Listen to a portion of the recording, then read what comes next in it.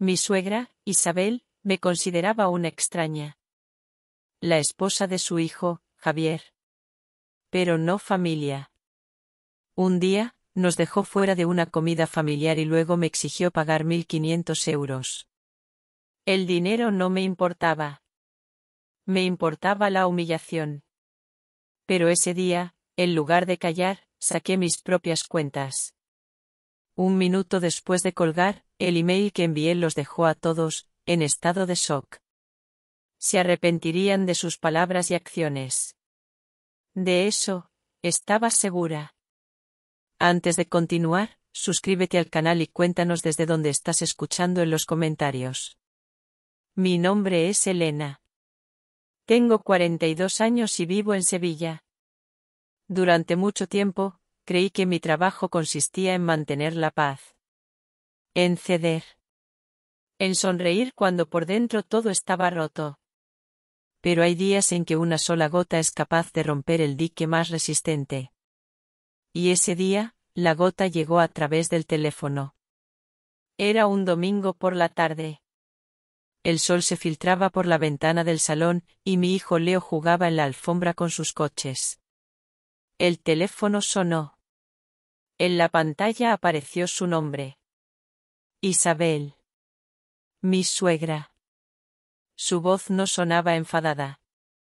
Nunca lo hacía al principio. Sonaba, práctica. Elena, dijo, sin rodeos.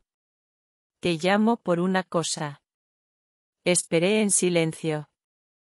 Hemos estado comiendo toda la familia en el mesón familiar. Para celebrar la buena salud de tu suegro. Ha sido una comida estupenda. Muy agradable. Toda la familia.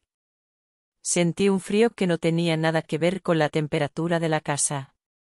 Miré a Leo, tan ajeno a todo. Yo no había sido invitada. Nadie me había dicho nada. Me alegro mucho, Isabel, respondí. Mi voz sonó extrañamente calmada. Sí. El caso es que la cuenta ha sido un poco alta. 1.500 euros. Se nos ha ido de las manos. Y no llevamos suficiente encima. Necesito que hagas una transferencia al restaurante ahora. Eres la nuera más joven, estas cosas te corresponden a ti. 1.500 euros. Por una comida a la que no había asistido. Por una celebración de la que me había enterado por teléfono. Una parte de mí, la Elena de siempre, quiso discutir. Quiso gritar. Quiso llorar. Pero esa Elena, en ese preciso instante, murió. La que respondió fue otra mujer. Una mujer tranquila. Una mujer que había llegado a su límite. De acuerdo, Isabel, dije. Ahora mismo lo hago. Hubo una pequeña pausa al otro lado. Creo que mi docilidad la sorprendió. Muy bien. Eres una buena chica. Mañana te doy los datos del restaurante. No hace falta, la interrumpí. Conozco el sitio. Lo haré ahora. Colgué. No tiré el teléfono. Lo dejé suavemente sobre la mesa. Mi corazón latía con una calma aterradora. Abrí la aplicación del banco en mi móvil. Vi la cuenta conjunta que compartía con Javier. La cuenta donde yo ingresaba la mayor parte de mi sueldo para los gastos de la casa. La cuenta que pagaba el colegio de Leo, las vacaciones, las facturas, todo. Hice la transferencia. 1.500 euros. Al restaurante El Mesón Familiar. El concepto que puse fue, celebración familiar. Y entonces, sin dudarlo ni un segundo, hice una segunda operación. Transferí el resto del saldo, los 6.000 euros que quedaban, a mi cuenta personal. La que había abierto hacía un año, por si acaso. Me levanté y fui a mi despacho. Encendí el ordenador portátil. Abrí un documento de Excel que llevaba años actualizando en secreto. Una hoja de cálculo con cada gasto, cada ingreso, cada aportación que yo había hecho a esa familia. A esa casa. Adjunté el archivo a un nuevo correo electrónico. El destinatario era el grupo de WhatsApp familiar, mi suegra Isabel, mi suegro Antonio, mi cuñado David, su mujer Laura, y por supuesto, mi marido, Javier. El asunto del correo fue simple, informe financiero familiar. Y en el cuerpo del mensaje, solo escribí una frase. Adjunto un resumen de las contribuciones realizadas en los últimos años. La factura de hoy ya está pagada. Un saludo, Elena. Le di a enviar. Y entonces, se hizo el silencio. Un silencio tan profundo, tan denso, que casi podía tocarlo. Sabía que al otro lado, en ese restaurante, sus teléfonos acababan de vibrar. Sabía que estaban leyendo. Y sabía que, por primera vez en 6 años, me estaban escuchando de verdad. ¿Cómo habíamos llegado hasta aquí?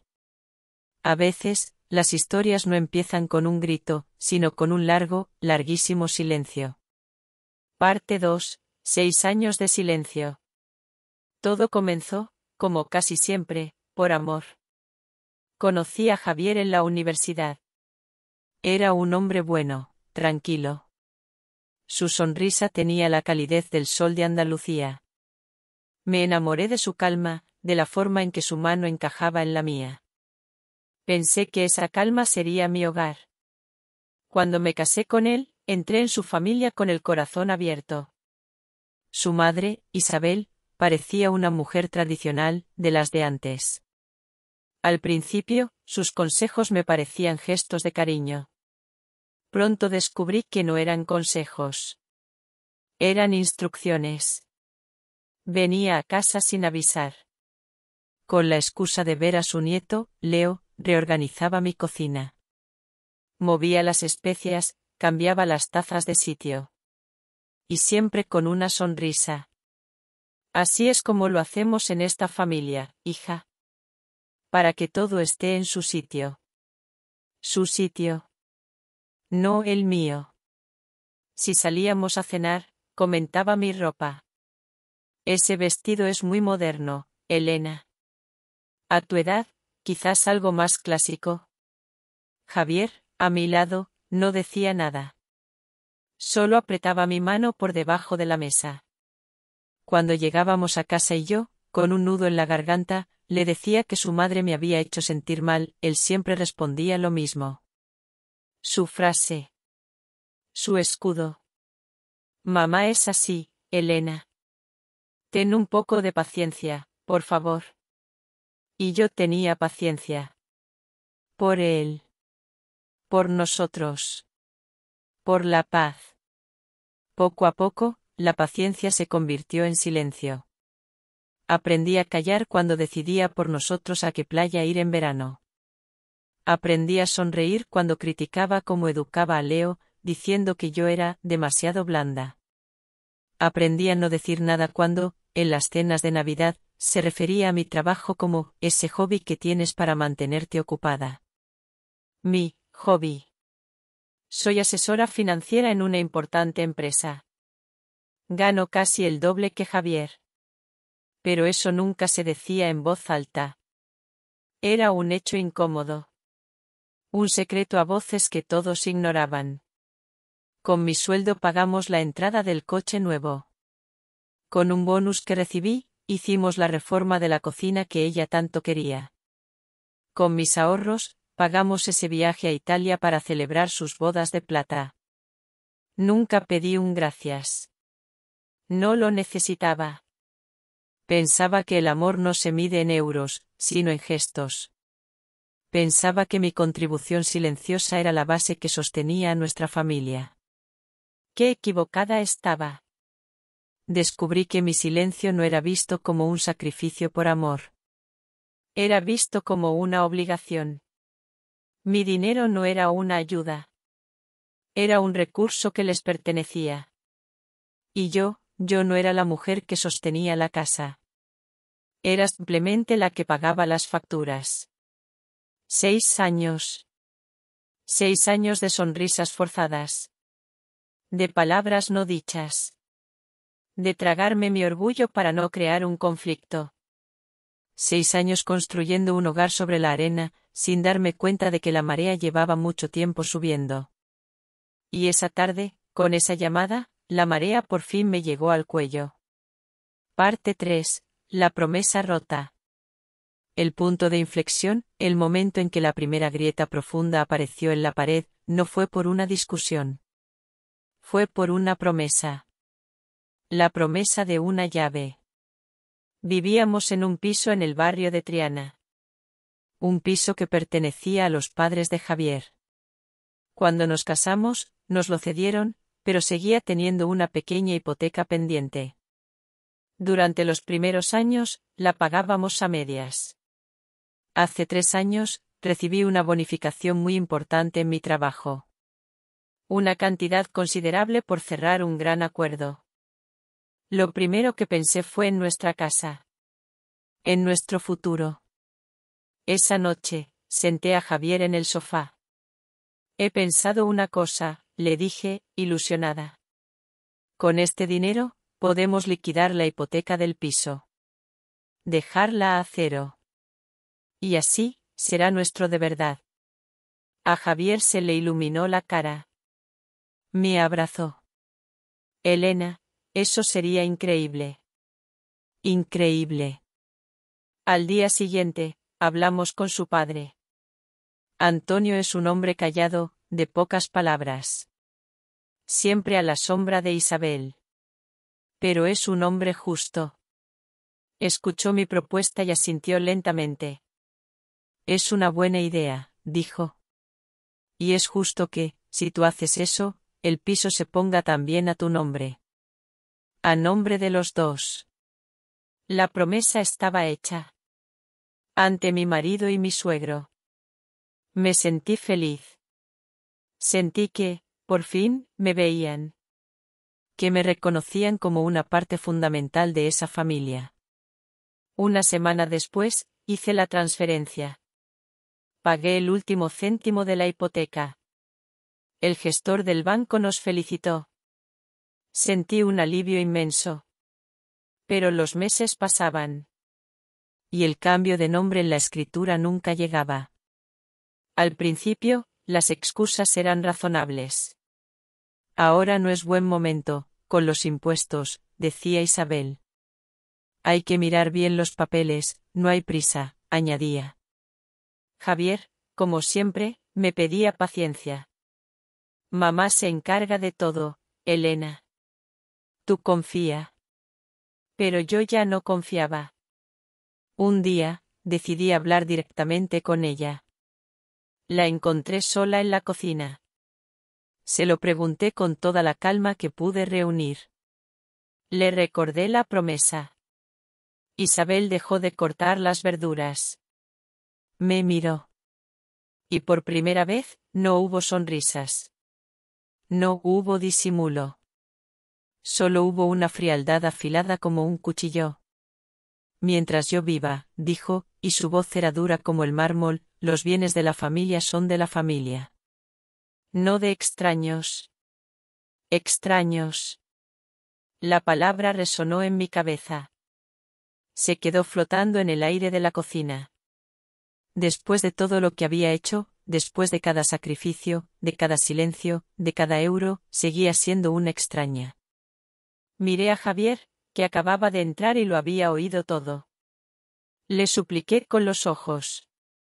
Le pedí que dijera algo. Que defendiera a su mujer. Que defendiera la promesa que él mismo me había hecho. Pero Javier solo bajó la mirada. Y se quedó callado. Ese día entendí que no importaba cuánto diera. Nunca sería suficiente. Entendí que yo no era su familia. Era solo la esposa de su hijo. Una pieza externa. Una extraña. Y entendí que mi lucha no era solo por un nombre en un papel. Era por mi dignidad. Quizás muchos de ustedes que me escuchan han experimentado un sentimiento similar. Ese momento en que te das cuenta de que tu esfuerzo, tu entrega, es invisible para los demás. Si esta historia resuena en su corazón, les invito a dejar un comentario y compartir su sentir. Su compañía en este viaje es el mayor de los ánimos para seguir adelante. Parte 4. La noche de la verdad. La historia vuelve al presente. A esa noche de domingo. Después de enviar el correo electrónico, me senté en el sofá. El silencio en la casa era total. Leo ya dormía. Solo se oía el tic-tac del reloj de la pared. Cada segundo parecía un martillo golpeando un yunque. 1 hora después, oí el sonido de la llave en la cerradura. Era Javier. Entró despacio. No encendió la luz principal. Me vio sentada a la luz de una pequeña lámpara. Su rostro no mostraba enfado. Mostraba desconcierto. Como un niño que no entiende por qué le han castigado. Dejó su chaqueta en una silla. Se sentó en el sillón de enfrente. ¿Por qué, Elena? Fue lo primero que dijo. Su voz era un susurro. ¿Por qué has hecho esto? Yo no levanté la voz.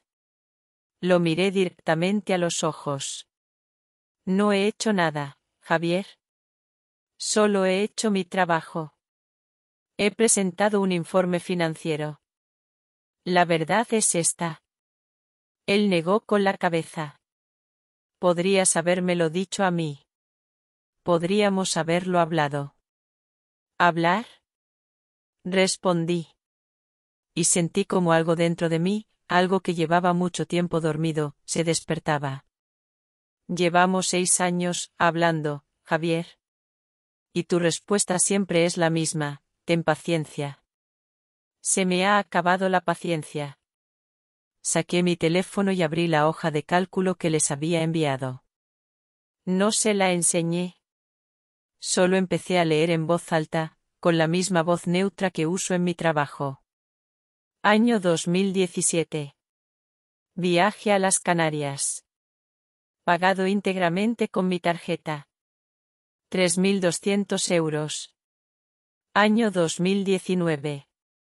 Seguro del coche. 700 euros. Año 2020.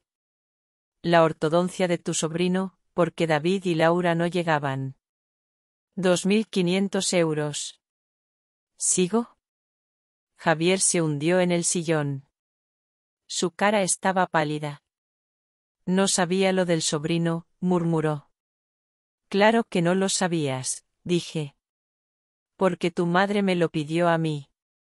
Y me pidió que no te lo dijera, para no preocuparte. Me levanté y me acerqué a la ventana. Miré la calle vacía.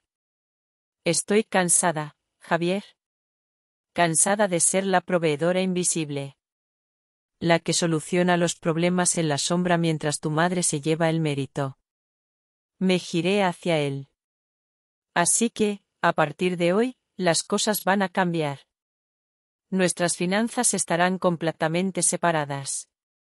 Todos los gastos comunes, los de la casa, los de Leo, se dividirán en proporción a nuestros ingresos. Esto no es una sugerencia.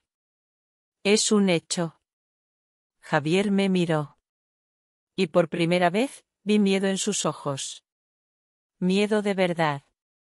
No tuvo tiempo de responder. Su teléfono empezó a sonar. Vio la pantalla y me miró.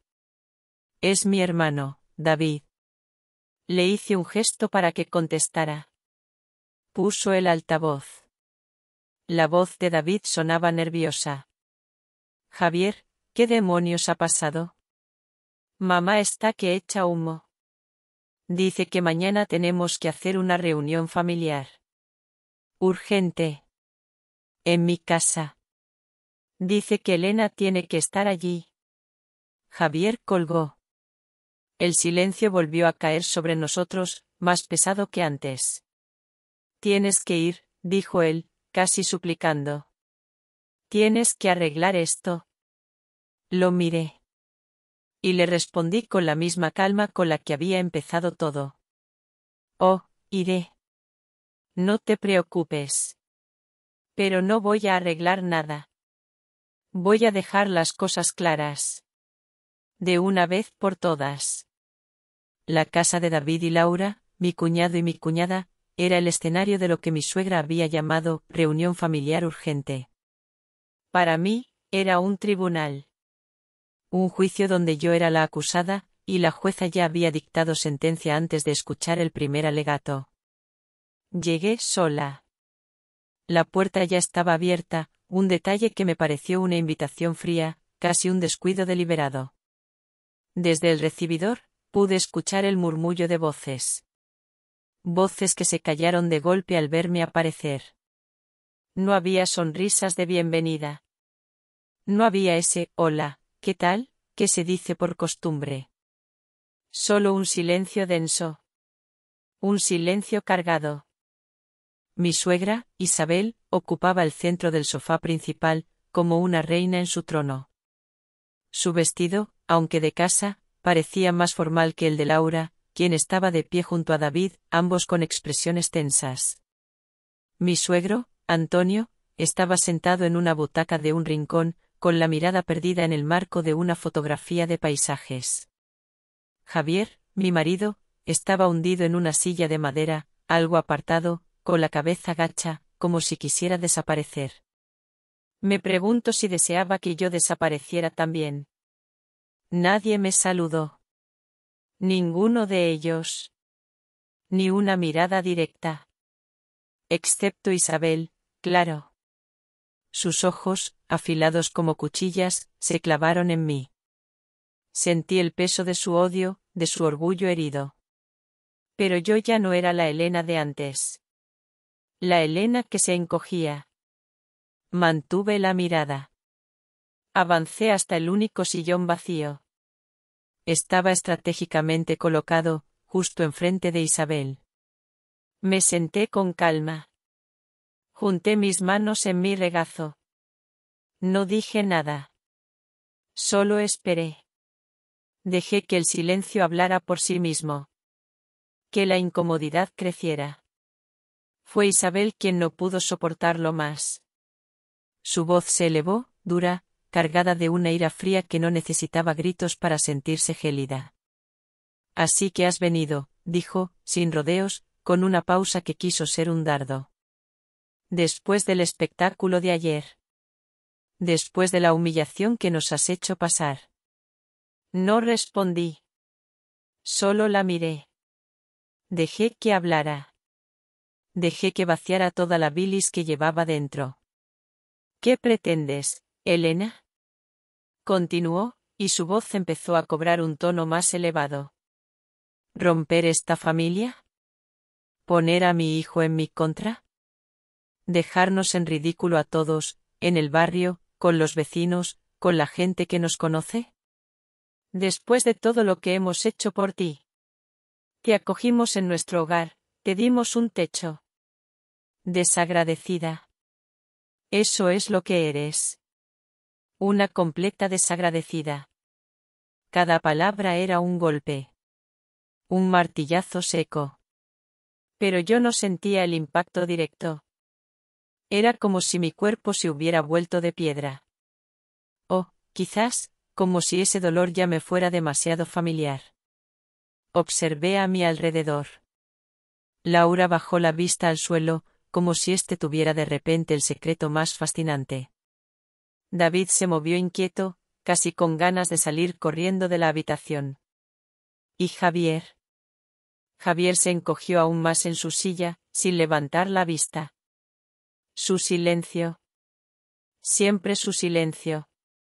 Cuando Isabel terminó su monólogo, el silencio volvió a caer. Pero esta vez era diferente. Más pesado. Más expectante. Todos los ojos, los de David, los de Laura, los de Javier, incluso los de Antonio, que se habían desviado por un instante, se posaron en mí. Esperaban mi reacción. Esperaban que me derrumbara. Que llorara. Que suplicara perdón. Que intentara defenderme con excusas. No hice nada de eso. Solo me mantuve en mi sitio. Las manos juntas. El rostro sereno. No había lágrimas. No había desesperación. Solo una calma extraña. La calma de quien ha aceptado su destino y decide enfrentarlo con dignidad. Mi silencio, en ese momento, no era cobardía. Era mi escudo. Mi fortaleza. Era la prueba de que ya no podían herirme de la misma manera. Y entonces, ocurrió algo. Algo que nadie esperaba. Algo que rompió el protocolo de esa reunión tensa y predecible. Mi suegro. Antonio. El hombre de pocas palabras. El que siempre había sido una sombra silenciosa al lado de Isabel. Se aclaró la garganta. Fue un sonido suave, casi inaudible, pero en esa habitación llena de tensión, sonó como un trueno. Todos se giraron para mirarlo, sorprendidos. Incluso Isabel. Su ceño se frunció. Él no me miró a mí. No miró a Javier. Miró directamente a su mujer. Sus ojos, normalmente tan cansados, tenían una chispa de una fuerza insospechada. Su voz, aunque baja, resonó con una autoridad que nunca le había oído antes. Isabel, dijo, y la palabra salió con una calma que hacía temblar, basta. Mi suegra lo miró, incrédula. Sus ojos se abrieron de par en par. ¿Qué has dicho, Antonio? He dicho que basta, repitió él, y esta vez su voz fue más firme, más contundente, sin una pizca de duda. Lo que Elena dice sobre el apartamento, es la verdad. El aire se congeló en la habitación. Podías sentir la sorpresa. El shock. Yo estaba presente, continuó Antonio, sin apartar la vista de Isabel. Cada palabra era un martillo que golpeaba en la mesa, pero en silencio. Recuerdo la fecha. Recuerdo la cantidad. Sin su dinero, el dinero de Elena, Javier seguiría pagando la hipoteca hoy en día. Y la promesa se hizo. Ante mí. Ante su propio hijo. Isabel se quedó sin palabras. Completamente muda. Su boca se abrió un poco, como si quisiera protestar, pero no salió ningún sonido. Su rostro, antes rojo de ira, ahora estaba pálido por la conmoción. Era la primera vez que alguien la contradecía tan abiertamente. En público. Ante sus hijos. Y había sido su propio marido. El hombre que había vivido bajo su sombra durante décadas. Antonio no dijo nada más. Su declaración había sido suficiente.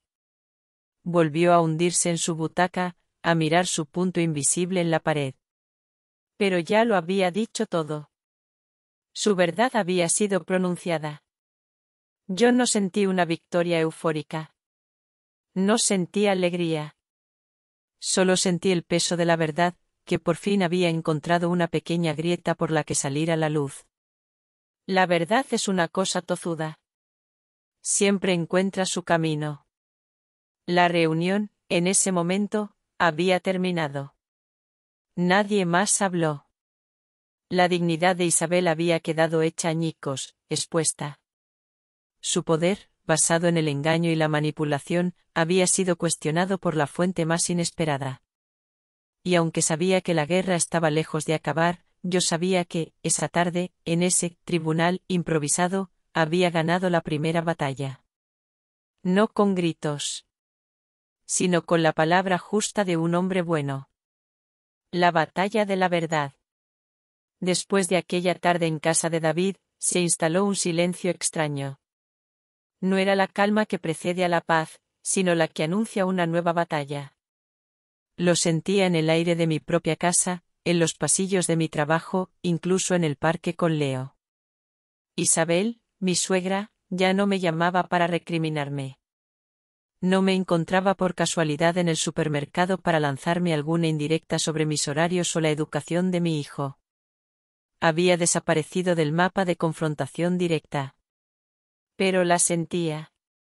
Como un murmullo bajo la tierra antes de un terremoto. Como el leve olor a humo antes de que se vea el fuego. Sabía que no se había rendido. La Isabel que yo conocía, la que había manejado a su familia durante décadas, nunca se rendía. Solo cambiaba de estrategia. Javier, por su parte, intentó acercarse. Me pedía perdón cada noche, con esa voz suave que solía derretirme. Me decía que hablaría con su madre. Esta vez de verdad, Elena, insistía, mirándome con ojos llenos de una sinceridad que me habría creído un año atrás. Pero sus palabras ya sonaban huecas. Vacías. De verdad, se había convertido en una moneda sin valor en mi cartera emocional. Veía su arrepentimiento, sí. Veía su deseo de que todo volviera a ser como antes. Pero también veía su pasividad. Su miedo a enfrentarse a la mujer que le había enseñado a callar. La mujer que, en el fondo, él seguía adorando y temiendo a partes iguales. Era como pedirle a un niño que se enfrentara al ogro de su cuento favorito. Los días se convirtieron en semanas. Y la calma se hizo más incómoda. Más pesada. Era como caminar sobre los bancales de una mina, sin saber dónde estaba el siguiente paso en falso. Un martes por la mañana, recibí una llamada en mi despacho. Era Carlos, un cliente importante. Llevaba trabajando con él más de 5 años, habíamos construido una relación de confianza, casi de amistad. Elena, ¿todo bien por casa? Preguntó. Su voz era demasiado casual. Demasiado forzada. Sentí un pinchazo. Todo perfecto, Carlos. ¿Por qué lo preguntas? Hubo una pausa breve. Un silencio incómodo que me heló la sangre. No, no. Por nada, dijo él, rápido, quizás demasiado rápido. Solo por curiosidad. Ya sabes cómo es esto. A veces los negocios se mezclan con la vida personal, y no siempre es bueno. Colgó. Me quedé con el auricular en la mano, frío como el cristal. Era Isabel. No tenía ninguna duda. Si no podía ganarme de frente, intentaría minar mi reputación. Mi carrera. Atacar mi sustento. Mi independencia. Esa era su nueva táctica. Discreta. Venenosa. Los días siguientes, las preguntas curiosas se multiplicaron. ¿De un colega? ¿De un proveedor?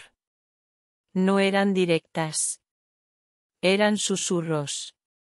Comentarios velados sobre la situación familiar de Elena. Sobre problemas domésticos que podrían afectar al rendimiento laboral. Frases hechas, que sonaban a chisme bien elaborado. A una campaña de desprestigio sutil. Sentí un cansancio profundo. No era el cansancio físico. Era el de la mente. El del alma. Esta guerra invisible era agotadora.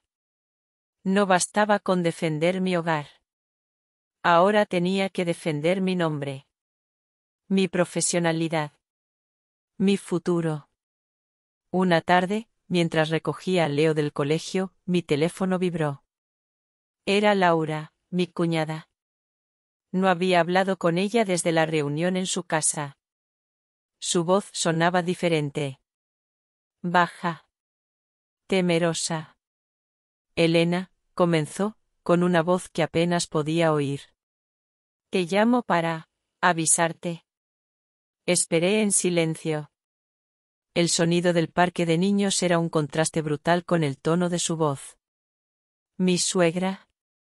Isabel, está muy activa, dijo, casi susurrando. Hablando con la familia, con vecinos, con gente que conocéis. Gente de tu trabajo, incluso. Dice que, bueno, que estás desequilibrada. que has intentado aprovecharte de la situación familiar.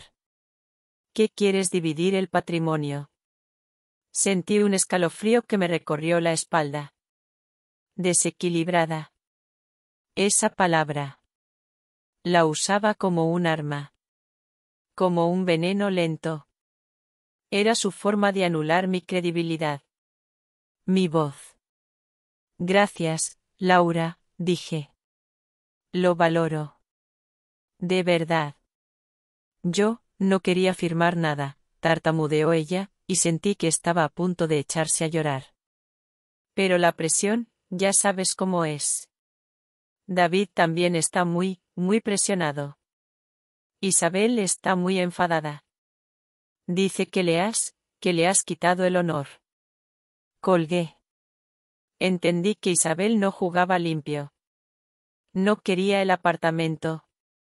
No quería el dinero. Quería destruirme. Quería borrarme del mapa. Quería que dejara de ser Elena para convertirme en una mujer sin reputación, sin voz, sin valor. No podía quedarme de brazos cruzados. No podía permitir que destruyera mi carrera, mi futuro. Nuestro futuro, el de Leo y el mío. Ya había sacrificado 6 años de mi vida. Ya no más. Me levanté del escritorio. Abrí mi agenda. Busqué un nombre. Marta. Mi amiga de la universidad. Ahora, una abogada especialista en derecho civil. Sabía que no podía enfrentarme a esto sola. Necesitaba a alguien que jugara en su mismo terreno. En el terreno de la ley. De los papeles. De las pruebas. Sabía que la paz que Javier me prometía no llegaría. La única paz que tendría sería la que yo misma construyera. Con mis propias manos. Y con la ley de mi lado. Cogí el teléfono. Marcamos. Mi pulso era firme. Era hora de jugar en serio. El despacho de Marta, mi amiga y abogada, era un lugar de orden. Un oasis de papel y legalidad en el torbellino de mi vida. Me sentía segura allí. Como si las estanterías llenas de libros de leyes pudieran, de alguna forma, protegerme de las intrigas de Isabel. De la toxicidad que se había instalado en mi existencia. Le conté todo.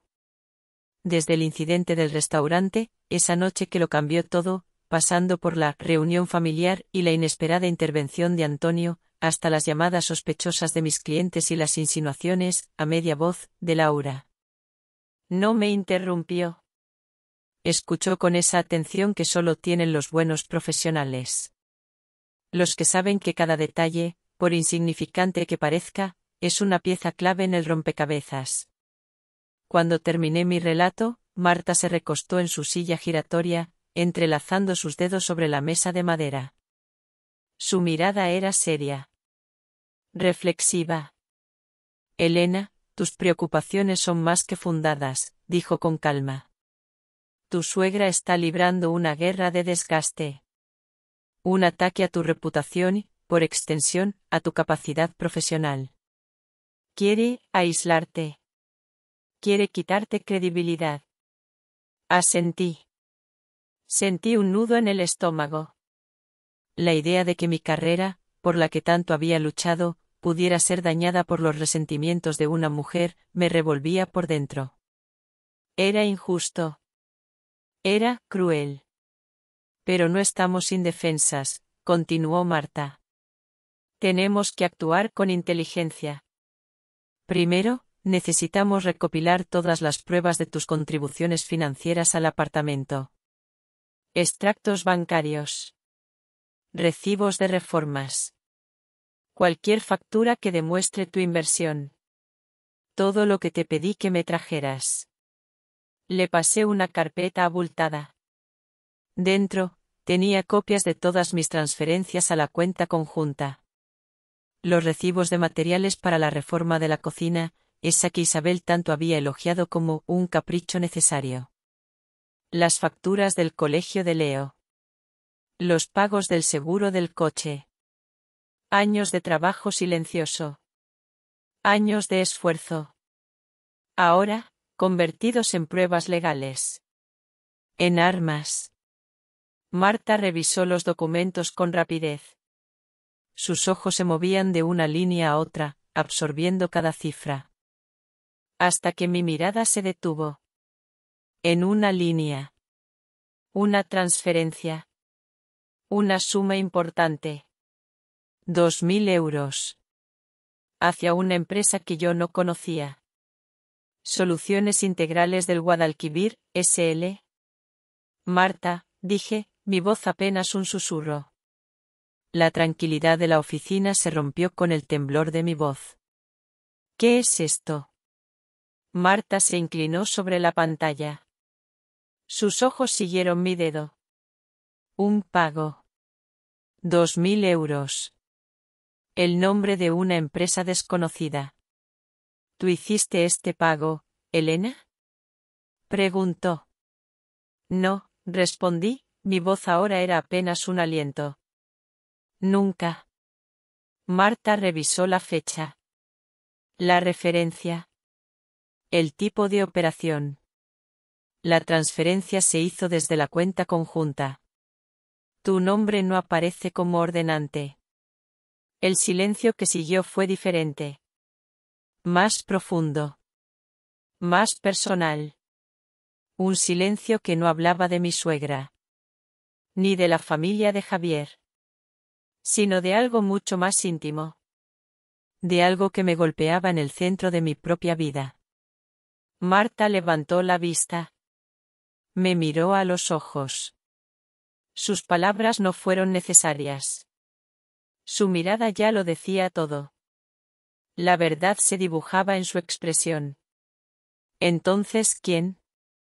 Empezó a decir ella. Javier, terminé yo la frase. Mi mundo se tambaleó. No fue el enfado. Fue la incredulidad. El shock. Como si el suelo se abriera bajo mis pies.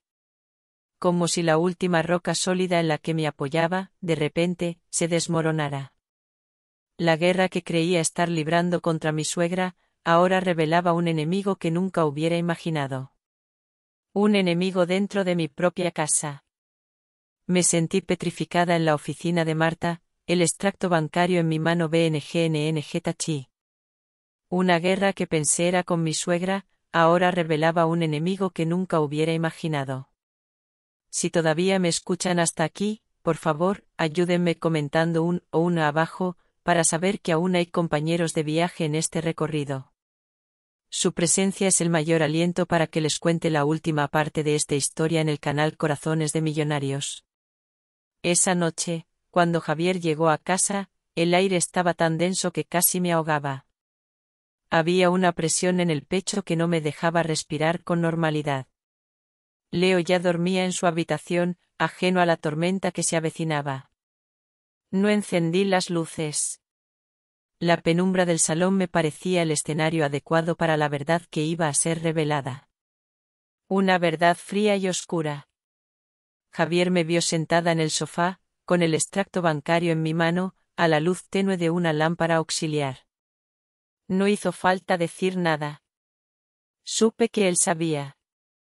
En sus ojos, vi una sombra de culpa, de miedo, de vergüenza. Una mezcla de emociones que ya me resultaba familiar, pero esta vez, el origen era diferente. No era la culpa de un hijo ante una madre controladora. Era la culpa de un marido que había traicionado. ¿De qué se trata, Elena? Preguntó, con voz vacilante. Intentó sonar casual, pero no lo consiguió. Su voz se quebró. Se le notaba. No grité. Mi voz era fría. Cortante. Como un bisturí que disecciona una herida. Esto, dije, señalando la línea en el extracto que había dejado sobre la mesa de centro. ¿Qué es esto, Javier? 2.000 euros. Una transferencia. A una empresa que no conozco. Soluciones Integrales del Guadalquivir, S.L. De nuestra cuenta conjunta.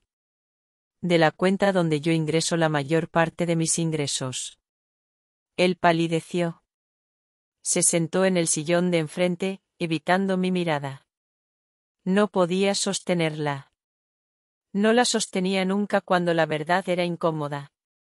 Es un negocio, balbuceó. Sus palabras salieron atropelladas, como si quisiera deshacerse de ellas lo antes posible. Un proyecto. Con mi primo Carlos. Unas placas solares. Una oportunidad única. ¿Un proyecto? Pregunté. La palabra sonó vacía. Hueca. Absurda en mis oídos. En mi corazón. ¿Un proyecto que financias con dinero de nuestra cuenta conjunta? ¿Dinero que yo gano con mi esfuerzo, con mis horas, con mi vida? ¿Sin decirme una sola palabra? ¿A mis espaldas? ¿Y durante cuánto tiempo? Él bajó la mirada. Hundió el rostro entre las manos. Un gesto de derrota. Un gesto de niño asustado. Quería que fuera una sorpresa, intentó excusarse. Su voz era un hilo. Débil. Desesperado. ¿Una sorpresa? La rabia se mezcló con la incredulidad. Con la náusea. Javier, ¿acaso crees que soy estúpida? ¿Que soy ciega? Una sorpresa que implica sacar dinero de mi bolsillo, a mis espaldas, para un plan del que yo no tengo ni voz ni voto. El silencio se hizo denso. Tan denso que sentía que me ahogaba en él. Luego, Javier levantó la cabeza. Sus ojos estaban rojos, pero no había lágrimas. Había una súplica. Y una confesión. Me siento menos que tú, Elena, confesó, con la voz ahogada. Con tu éxito. Con tu sueldo. Con tu forma de arreglarlo todo. Con tu fuerza.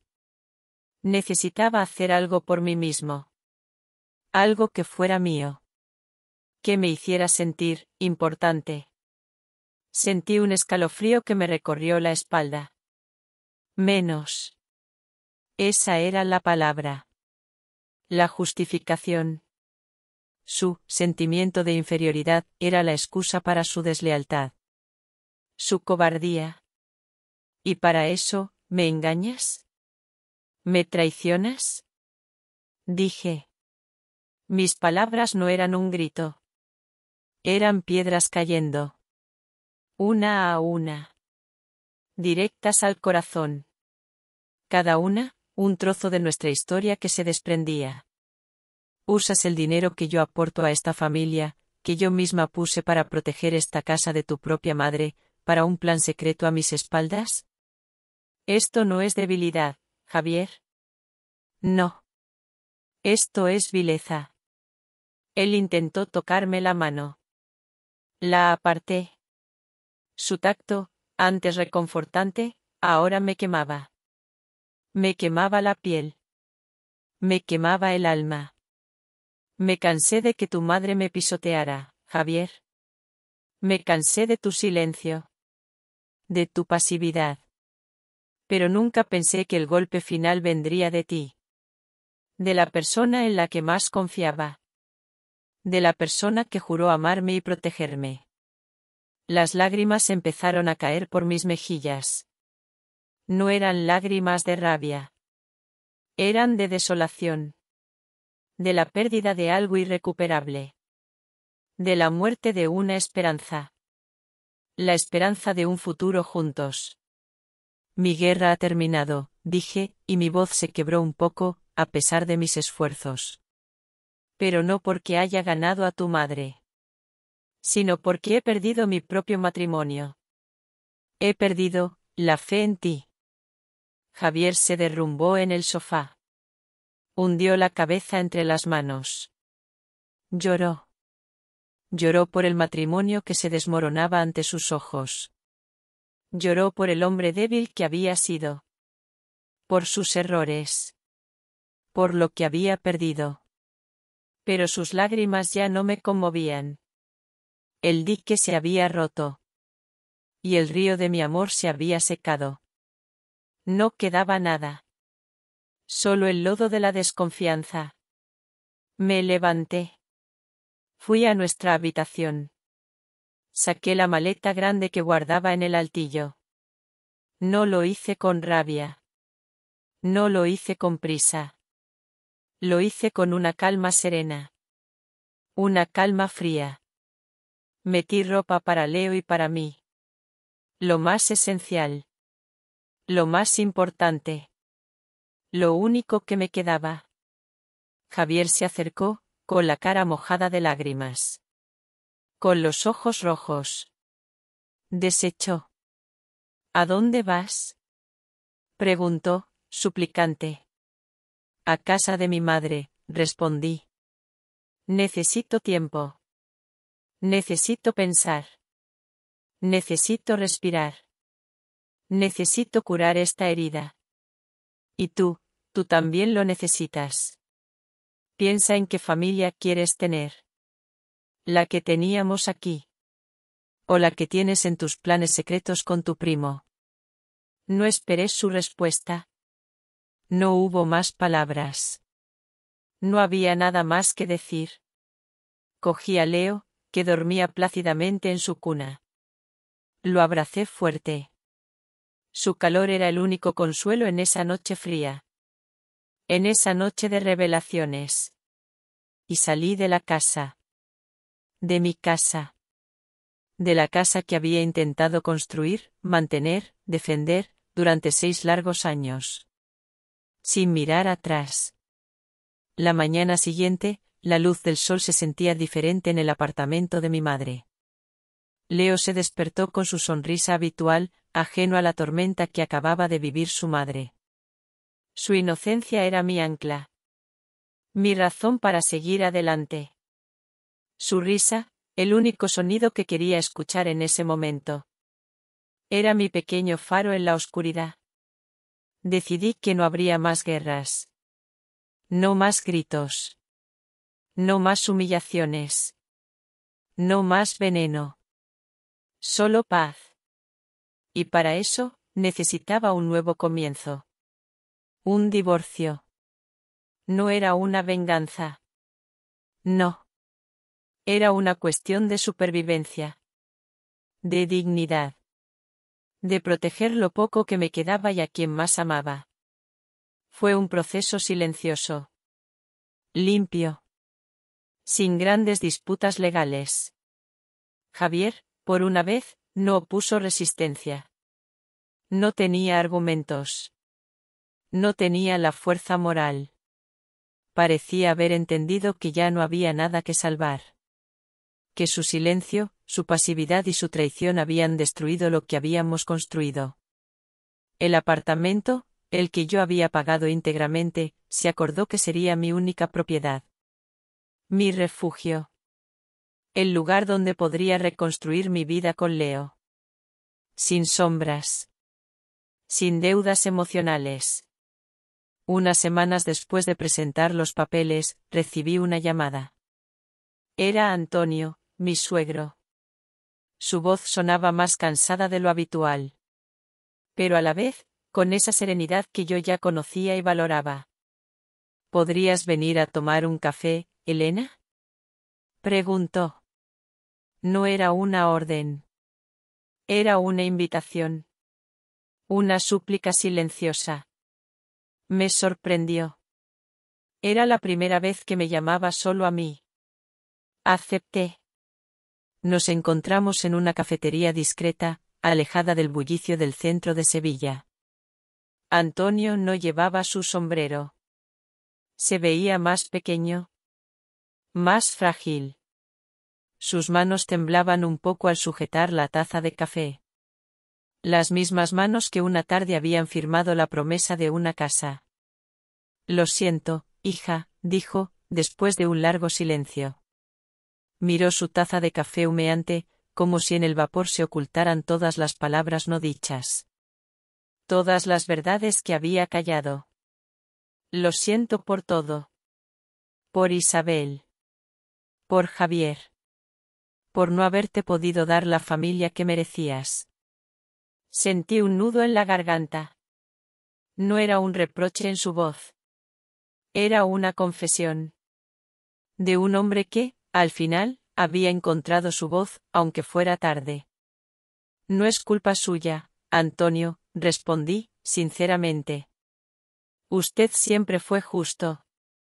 No hice lo suficiente, respondió él, y por primera vez vi una lágrima solitaria asomando en el rabillo de sus ojos. Rodó por su mejilla surcada por los años. Me callé demasiado. Por no herir a Isabel. Por no romper la paz. Pero al final, rompí algo mucho más importante. Tu confianza. Y tu felicidad. Le tomé la mano. Frágil. Templada. Era la mano de un hombre bueno, atrapado en una red de convenciones y miedos. Un hombre que, al final, había elegido el camino de la verdad. Gracias, Antonio. Por decirlo. Por ser usted. Él apretó mi mano. Sus ojos, llenos de tristeza, buscaron los míos. Leo siempre será mi nieto, Elena. Pase lo que pase entre vosotros. Lo sabes, ¿verdad? Asentí. Fue un alivio. Un pequeño rayo de sol en la despedida. Una promesa de que no todo se perdería en la vorágine de la separación. De que los lazos de sangre que importaban, permanecerían. Lo sé. Y yo siempre estaré ahí para él. Y para usted. Como siempre lo he estado. Nos despedimos. Esa tarde, sentí que una carga inmensa se desprendía de mi espalda. No había ira. No había amargura. Solo una tristeza serena. La tristeza de un final, sí. Pero también la promesa de un nuevo principio. De una libertad recién encontrada. De un aire nuevo para respirar. 2 meses después, me mudé con Leo a un nuevo apartamento. Pequeño. Luminoso. Mío. Las paredes aún estaban vacías. El eco de nuestros pasos resonaba en cada habitación. Pero sentí una paz que no había conocido en años. Paz en cada rincón. Paz en cada respiración. Paz en la mirada de mi hijo, que exploraba su nuevo hogar con curiosidad. Con la misma curiosidad con la que yo miraba mi propio futuro. Han pasado varios años desde entonces. Varios años de soles y lunas. De días normales y de pequeños desafíos. Mi vida es diferente. Profundamente diferente. Y en esta diferencia, he encontrado la paz. La verdadera. Leo ha crecido. Es un niño risueño, inteligente, con esos ojos vivaces que lo ven todo y que no se pierden detalle. Va al colegio cerca de casa. Nos espera en la puerta cada tarde, con su mochila y su sonrisa. Su alegría es el motor de mi vida. Su inocencia, la brújula que me guía. Su amor, mi tesoro más grande. Mi empresa de consultoría financiera ha prosperado. Es mi refugio, mi campo de batalla, y ahora, mi victoria. Ya no soy la extraña ni la proveedora invisible. Soy Elena. Una mujer que se hizo a sí misma. Con sus propias reglas. Sin la necesidad de la aprobación de nadie. Javier. No sé mucho de él. Sé que vive solo en el apartamento de Triana. Que su relación con su madre sigue siendo compleja, un tira y afloja interminable de reproches y dependencias. Dicen que intentó otros proyectos con su primo, pero no tuvieron éxito. No le guardo rencor. Solo una distancia respetuosa. Sé que él también tuvo que aprender sus propias lecciones. A su manera. Y espero, de verdad, que lo haya hecho. que haya encontrado su propio camino hacia la responsabilidad. Isabel. Dicen que vive en la vieja casa familiar, la que yo ayudé a pagar, la que se empeñó en no compartir. A veces la veo de lejos, en alguna calle de Triana, en el mercado. Su figura parece más pequeña, más encorvada. Sus ojos, los que antes lanzaban dagas, ahora parecen cansados. Solitarios. La vida le dio la razón, sí. Los bienes de la familia se quedaron en la familia. Pero la familia, se le fue de las manos. Se quedó con las paredes, pero perdió el calor. Dicen que la mayor lección de la vida es que, a veces, ganas una batalla, pero pierdes la guerra. Ella ganó su batalla contra mí. Pero perdió mucho más. Perdió la conexión. Perdió el amor. Y se quedó con la soledad. Con el orgullo vacío. Y eso, a su edad, es una carga pesada. Yo, sin embargo, aprendí mi propia lección. Una lección que vale más que cualquier euro, que cualquier propiedad, que cualquier reconocimiento. Aprendí que el verdadero amor de un padre o una madre no es el control. No es la imposición. Es la confianza. Es dejar que los hijos crezcan, que formen sus propias familias, que cometan sus propios errores. Es amar sin asfixiar. Isabel lo olvidó. Se aferró tanto a lo que creía suyo, que lo rompió. Y pagó el precio de la soledad. Una soledad que creo que es mucho más fría que cualquier extracto bancario. Aprendí que la madurez de un hombre no se mide en su edad, ni en su sueldo, sino en su capacidad de responsabilidad. De compromiso. De lealtad. Javier, mi exmarido, nunca priorizó su pequeño hogar por encima de la sombra de su madre. O por encima de su propio ego herido. Y al final, lo perdió todo. Perdió el respeto. Perdió el amor. Perdió la oportunidad de construir algo real. ¿Y sobre la esencia humana en este mundo moderno? Aprendí que el silencio, a veces, no es prudencia. No es virtud. Es la aceptación tácita de la injusticia. No hay que tener miedo a alzar la voz por la propia dignidad. No es egoísmo. No. Es amor propio. Es una necesidad vital. Una cuestión de supervivencia. Aprendí que el dinero, sí, es importante. Muy importante. Pero no para comprar la felicidad, sino para comprar la libertad. La independencia financiera no es una ostentación. No es para presumir. Es el billete de salida de las relaciones tóxicas. Es la capacidad de elegir. De decir no cuando la vida te pisotea. De decir sí a una nueva vida. A un nuevo camino. A la paz. Y entendí que, a veces, la decisión más valiente no es luchar por un matrimonio, por una imagen, por lo que debería ser. No. La decisión más valiente es soltarlo. Con elegancia. Con la cabeza alta. Porque la verdadera victoria no es mantener a un hombre. O mantener una familia disfuncional. La verdadera victoria es mantener tu integridad. Tu valía. Y criar a un hijo que sepa que el amor más puro nace del respeto. Del respeto mutuo. Y de la paz interior. De la verdadera paz. Una tarde de domingo, Leo y yo estábamos en el balcón de nuestro apartamento. Las macetas llenas de geranios, el sol de Sevilla tiñendo el cielo de naranja y oro. El aroma a jazmín subía desde el patio de abajo. Él me miró con esos ojos grandes y curiosos, el mismo brillo que tenía Javier al principio. «Mamá, ¿eres feliz?», preguntó, con esa inocencia que solo tienen los niños. Lo abracé fuerte. Sentí el calor de su pequeño cuerpo. La suavidad de su pelo.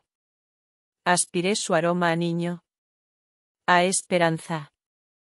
Estoy en paz, hijo, respondí, sonriendo. Muy en paz. Y eso es mucho más que felicidad. La conmovedora historia de nuestra protagonista Elena llega hoy a su fin.